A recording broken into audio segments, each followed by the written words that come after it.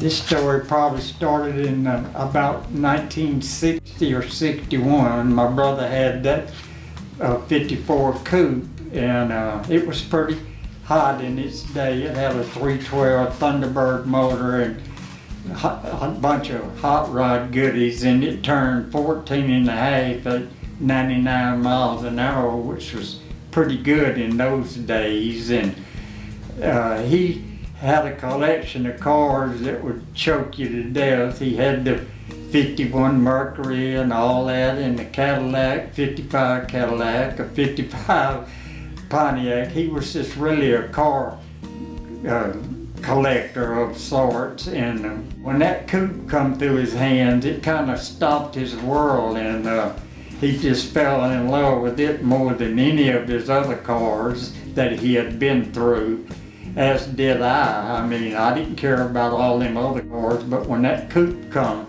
it lit my world up, and that's really when I learned to drive while he was at work and drive it. Didn't know what a driver's license looked like, let alone own one, and smoked the tires in it, and I had so much fun. And I went in the Army in '63, and he got rid of it, and it about killed me.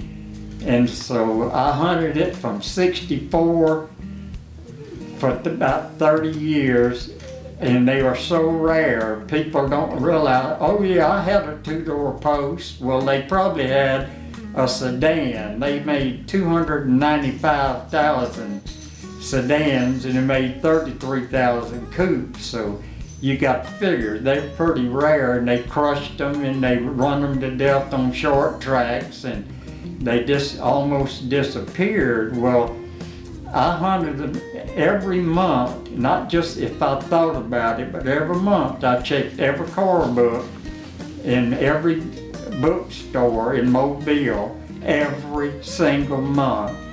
And he had come visit. He was a Baptist preacher, and he had different churches all over the South. But when he had come home as my brother, not a preacher, and we'd talk and everything. And every time he'd go to leave, Carl, don't you let a coupe slip through your fingers. And I'd tell him I'd get rid of one of my kids before I pass up a coupe. And I hunted, like I say, for 30 years. Every book, I'd find one in Sacramento or Washington, no way to get there. And God rest his soul, he died from leukemia in 1994, the first part of the year. And in November of that year, Thanksgiving week, I found one in Birmingham, Alabama, and I thought, my God, I can walk that far. And I made a deal with the guy and bought it back to Mobile, and started the restoration and tore it all down and completely 100% disassembled it. And it was the rarest 54 Ford coupe known to be in existence at the time, according to the 54 Ford Club and the Crown Victoria Associate Club, because doctor ordered it special back in those days, and it had power steering, power brakes, full automatic, radio, heater, everything, and he had a air conditioning installed in the trunk, big old 4-foot unit, and it was a real rare piece of equipment. But my hopes were, to make it modern to where if it broke down on the road, I could get it fixed and go home. I didn't want pristine 54 Ford, because you can't get parts for them at O'Reilly's, but I can fix mine and go on down the road. And as you see, we put a 327 Corvette motor in it, and it kind of gets out of the way, if you know what I mean. I mean, we really enjoyed it, and it is a work of art. Blood, sweat, and tears went in that car, and we really, really, really enjoyed it, and my time up here in Jackson with it. the coupe's been done for 17 years. We finished in 2005, and it needed a little sprucing up. When I got it, my body shop man gave it to me. I had a 292 that I was going to build and put in there for about $1,200-$1,500 to build that 292. And the body shop man said, "You want to put? You interested in that little 327 Corvette motor?" And like I said, his words wasn't out of his mouth. My truck was backed up to his door. Throwed it in there, and I built a set of cabinets for a friend of mine that had it totally rebuilt, bored out, and put a cam in it, and got it all freshened up. And it's been running this long, and it came with thin aluminum valve covers that would have been for the Corvette years, but I wasn't real happy with them. I wanted the old-timey Corvette style valve covers that had Corvette wrote on them, but in order for us to put that on on our car, we'd have had to change the manifold and all, because the old-timey Corvette valve covers didn't have an oil spout. You had to have a manifold to put the oil in, and that would have been a bunch of trouble. And my son-in-law, bless his soul, looked up and found us some Corvette valve covers from a dealer, and we just fell in love with them. So we ordered the new valve covers that we're going to put on there, and they came. There you go. Yeah.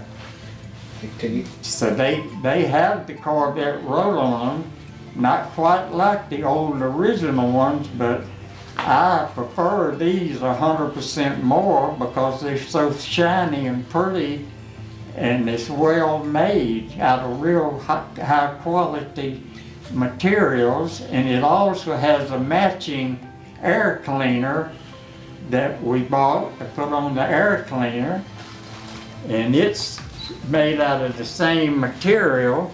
God, Heavy, ain't it? it is so heavy. And this is what's going to go on the air cleaner to match the valve covers. And this will be a complete dress up for up under the hood. It is some fine quality stuff.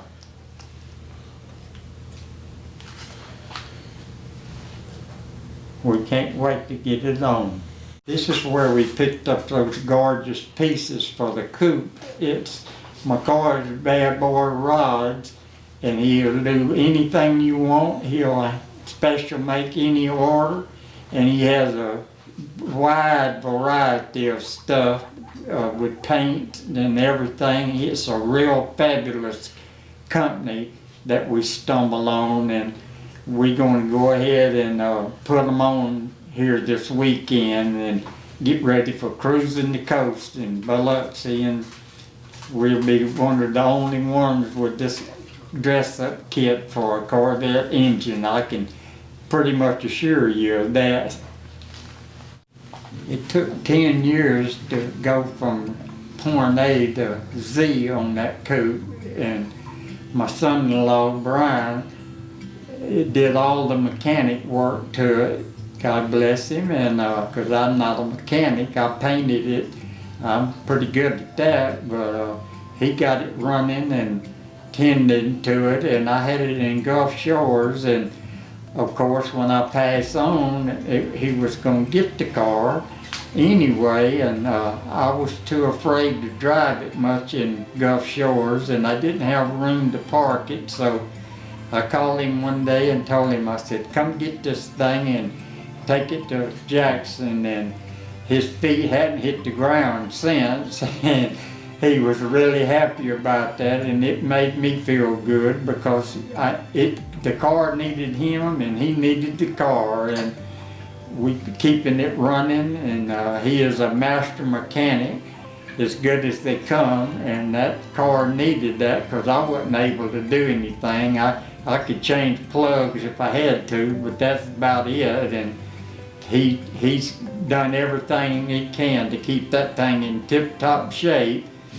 And it's a real fine piece of machinery, and we enjoying it, and it'll be in the family forever. People ask me about selling it and all, and I'll tell them real quick, now wait a minute, you want me to sell you my car, then I'll spend your money and be broke and you'll have my car. That ain't gonna work. So no, it'll never be sold out of this family. It'll be in here for decades and decades to come. We got great grandkids that'll have it one day, because you don't make them anymore, and they're getting more valuable and scarce every year. So if you got a piece of old American iron, keep it and put it in your garage, and one day, like me, you'll have time to fix it. It took 10 years of painstaking work of every nut and bolt on the car is brand new, every piece of rubber, everything on it, to make it pristine, and we hadn't backed up since. Everything that it needs, it gets the highest quality parts because it deserved it. So if you got one that you want to work on, don't worry about how long it takes. Just do it a day at a time.